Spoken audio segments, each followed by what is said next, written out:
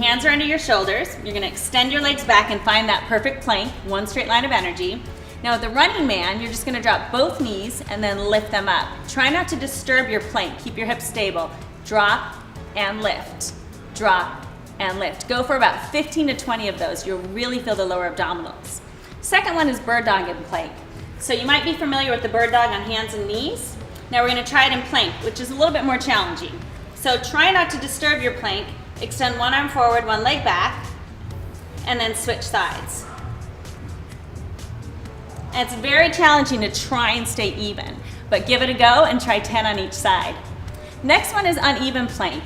So you're gonna lower one forearm and keep the other arm straight plank, come up and then switch sides. And you can continue going back and forth. Again, 10 reps on each side. This next one I really like because it tones your tush as well.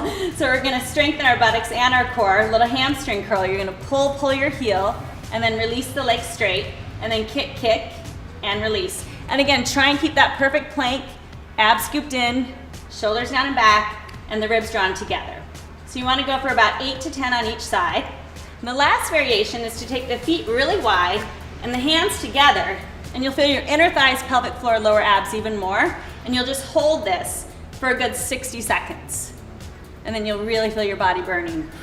Make sure you breathe, keep those abs held in.